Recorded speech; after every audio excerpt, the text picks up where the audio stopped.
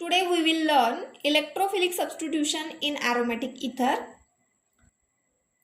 In this point, we will learn some electrophilic substitution reaction.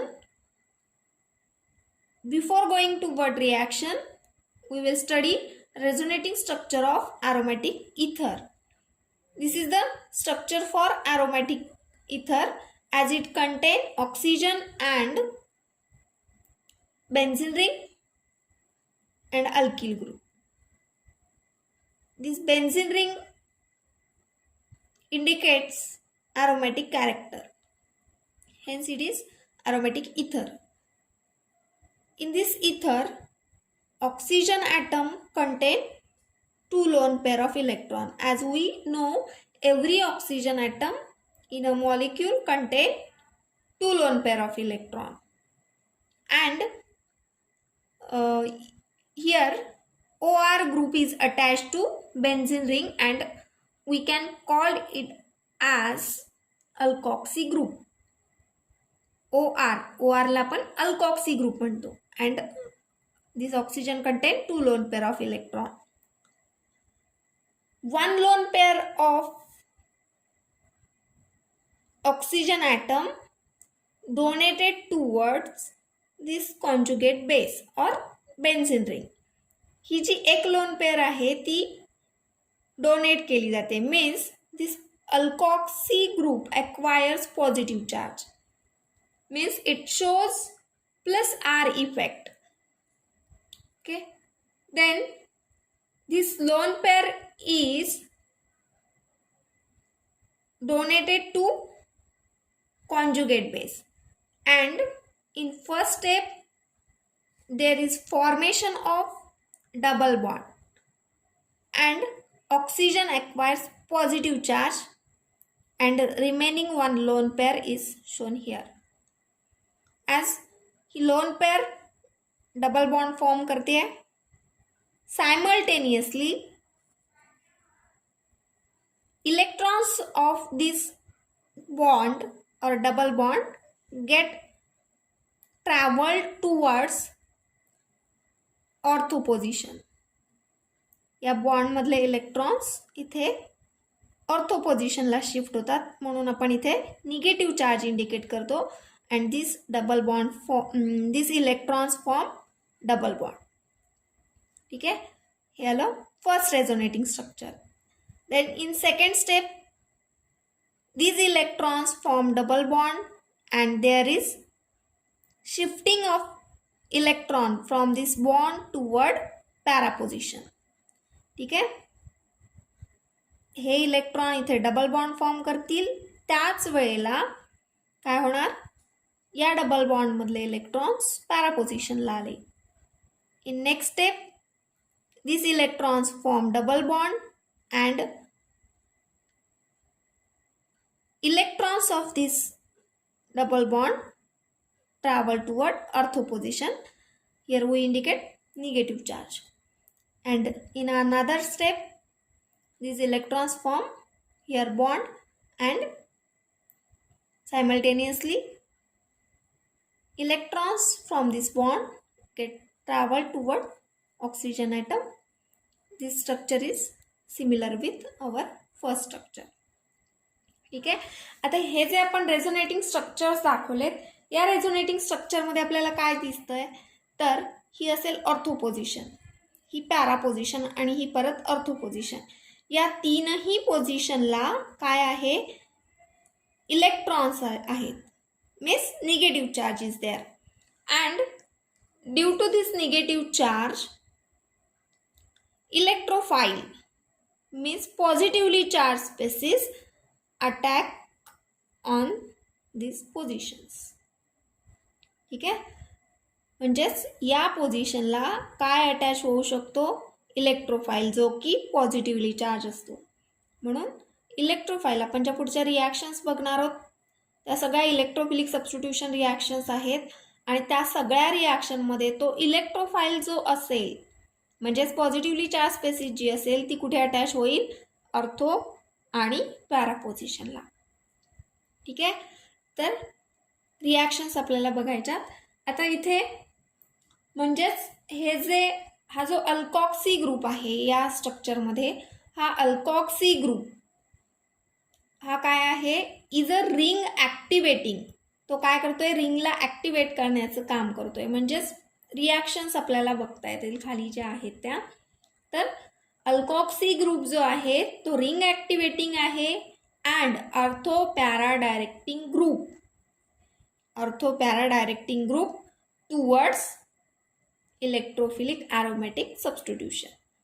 ठीक आहे. तर आपण आता हे रिॲक्शन्स बघूयात. फर्स्ट वन आहे halogenation. In this reaction anisole is a aromatic ether and this anisole undergoes bromination with bromine in acetic acid to form parabromoanisole and orthobromoanisole. आता मी वरती जे सांगितलं त्याप्रमाणेच इलेक्ट्रोफाईल Br हा जो इलेक्ट्रोफाईल आहे तो कुठे अटॅच होणार आहे, तर पॅरा आणि ऑर्थो पोझिशनला. ठीक आहे. मग ॲनिसोलमध्ये तो कुठे अटॅच होईल, पॅरा आणि ऑर्थो पोझिशनला. हे दोन प्रोडक्ट फॉर्म होतात ज्यामध्ये पॅराब्रोमो ॲनिसोल हा 90% फॉर्मेशन असेल, म्हणजे मेजर फॉर्मेशन हे पॅराब्रोमो ॲनिसोलचं आहे आणि minor means 10% orthobromo anisole is form. ठीक आहे. तर ही असेल first halogenation reaction. Second one Friedel Crafts reaction. The Friedel-Crafts reaction, as you know that Friedel-Crafts reaction, two types of Friedel-Crafts reaction means Friedel-Crafts alkylation and second one Friedel-Crafts acylation. Friedel-Crafts alkylation is carried out using alkyl halide and Friedel-Crafts acylation carried out using acyl chloride. ठीक आहे. आता हे जे आहे याच्यामध्ये electrophile same reaction दाखवायच्यात. Anisole as it is, ॲनिसोलचा जो पार्ट आहे तो ॲज इट इज तसाच राहणार आहे. फक्त इलेक्ट्रोफाईल जो आहे तो पॅरा आणि ऑर्थो पोझिशनला अटॅच करायचा आहे. इलेक्ट्रोफाईल जो आहे तो इथे कुठला आहे, आपण Cl- म्हणतो आणि CH3+ हा काय असेल, इलेक्ट्रोफाईल. इलेक्ट्रोफाईल पॅरा पोझिशनला, इलेक्ट्रोफाईल कुठे आला, ऑर्थो पोझिशनला. ठीक आहे. तर बाय प्रोडक्ट मेन्शन करायची गरज नाही आहे, तो HCl- असा असेल. आता या रिॲक्शनमध्ये अनहायड्रस AlCl3 आहे. हा एक कॅटालिस्ट आहे आणि जो की लेविस ॲसिड आहे. ठीक आहे. हा कॅटालिस्ट आपण या रिॲक्शनमध्ये यूज करणार आहोत. तर हा जो इलेक्ट्रोफाईल आहे फर्स्ट स्टेपमध्ये पॅरा पोझिशनला, कारण पॅरा पोझिशन हा मेजर प्रोडक्ट असणार आहे, सगळ्याच रिॲक्शनमध्ये तो मेजर असणार आहे. आणि दुसरा ऑर्थोचा जो काही सबस्टिट्यूशन दाखवणार आहोत आपण ते मायनर असणार आहे, तो प्रोडक्ट मायनर असेल. ठीक आहे. मग इथे 4-मिथॉक्सीट्युलिन असं नाव दिलं आपण. ॲक्च्युली इथे हा ट्युलिन पॅरेंट म्हणून कन्सिडर होईल. ट्युलिन म्हणजेच 1, 2, 3, 4ला ब्रँचिंग आली आहे, ती कशाची आहे, मिथॉक्सी. 4-मिथॉक्सीट्युलिन. सिमिलरली 2-मिथॉक्सीट्युलिन हा ट्युलिन असेल.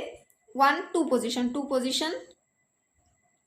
2-मिथॉक्सीट्युलिन मायनर प्रोडक्ट असेल.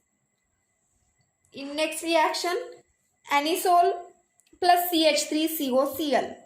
आता याच्यामध्ये हा इलेक्ट्रोफाईल असेल, पॉझिटिव्हली चार्ज स्पेसिस, आणि हा Cl-. मग ही पॉझिटिव्हली चार्ज स्पेसिस म्हणजेच electrophile attach to para and ortho position. ठीक आहे.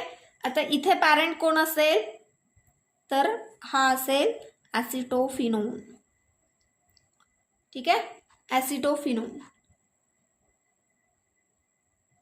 4 पोझिशनला मिथॉक्सी ब्रँचिंग आली. 4-मिथॉक्सी ॲसिटोफिनोन मेजर प्रोडक्ट. सिमिलरली 2-मिथॉक्सी ॲसिटोफिनोन मायनर प्रोडक्ट. ठीक आहे. नेक्स्ट वन आहे nitration reaction. This is the last electrophilic substitution reaction, nitration reaction. Anisole react with concentrated HNO3 and concentrated H2SO4 to form 4 nitroanisole, 2 nitroanisole. In this HNO3, we can write HNO3 as HO-NO2. Here OH minus and NO2 plus means electrophile is NO2 plus. Okay. Hence we will substitute NO2 in para and ortho position. NO2 हा electrophile असेल तो कुठे attach करायचा, प्यारा आणि ortho पोझिशनला. By product mention करायची गरज नाही, प्लस H2O असा असेल. ठीक आहे.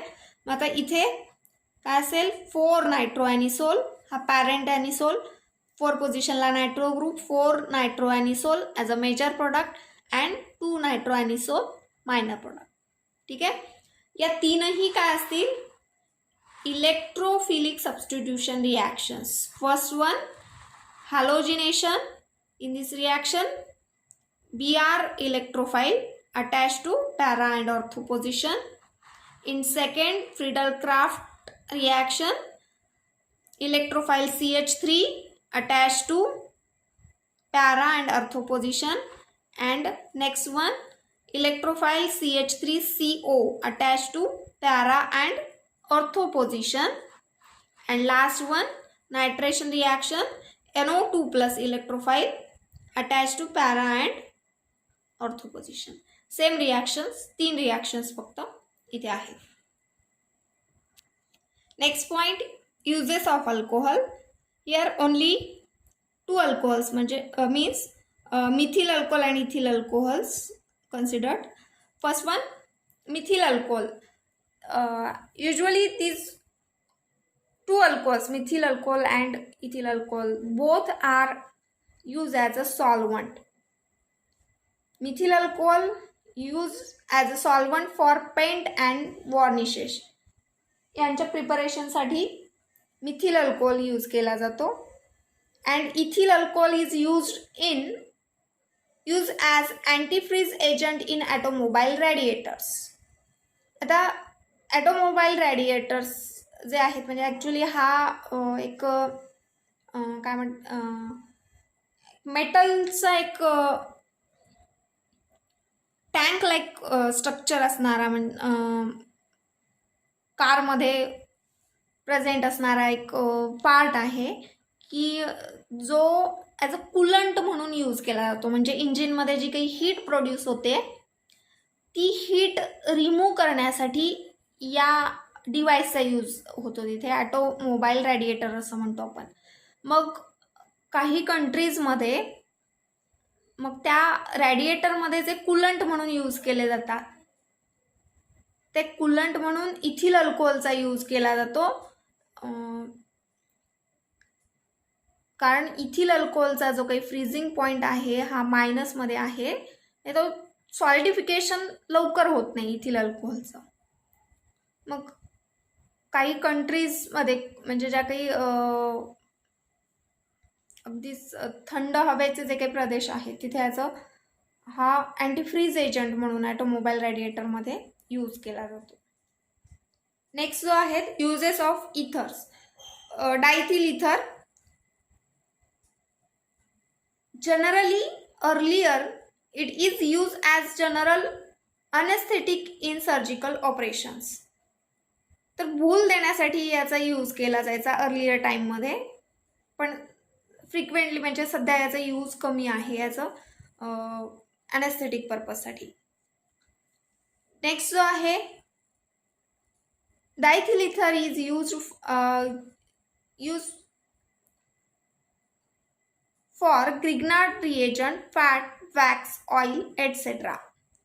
तर या आपण जेवढ्या काही ऑर्गॅनिकमध्ये ग्रिग्नार्ड्स रिएजंट रिॲक्शनमध्ये यूज करतो त्यावेळेला आपण ॲरोवरती डायथिल इथर किंवा ड्राय इथर असं मेन्शन करतो. किंवा solvent for Grignard's reagent, Grignard's रिएजंटच्या रिॲक्शनमध्ये हा सॉल्वंट म्हणून यूज होतो. इवन फॅट, वॅक्स, ऑइलमध्ये पण तो सॉल्वंट म्हणून. सॉल्वंट म्हणजेच मिक्स करण्यासाठी आपल्याला याचा यूज होऊ शकतो. And next point, uses of phenol. In this preparation of phenol formaldehyde resins. आता फिनॉल फॉर्माल्डिहाइड रेझिन्स हे पॉलिमर्स आहेत. ठीक आहे, त्यातलं एक एक्झाम्पल म्हणजे बॅकेलाइट. तर हे बॅकेलाइट प्रिपरेशनसाठी फिनॉलचा यूज केला जातो. अँड लास्ट यूज आहे antiseptic in common product like air fresheners, deodorant, mouthwash, calamine lotions, floor cleaner. हे जे सगळे प्रोडक्ट्स आपण डेली लाईफमध्ये यूज करतो याच्यामध्येही फिनॉल यूज केला जातो. याचं माइल्ड फिनॉल यूज केला जातो, म्हणजे डायल्यूट असा फिनॉल या प्रोडक्टमध्ये यूज केला जातो ॲज अ अँटीसेप्टिक म्हणून या प्रोडक्टमध्ये तो यूज केला जातो. कॅलेमाइन लोशन स्किन इरिटेशनसाठी कॅलेमाइन लोशनचा यूज केला जातो. फ्लोअर क्लीनर या सगळ्या जे आहेत प्रोडक्ट्स याच्यामध्ये फिनॉल कंटेंट आहे. ठीक आहे, तर इथे आपला हा टॉपिक संपलेला आहे अल्कोहोल फिनॉल इथरचा. थँक्यू.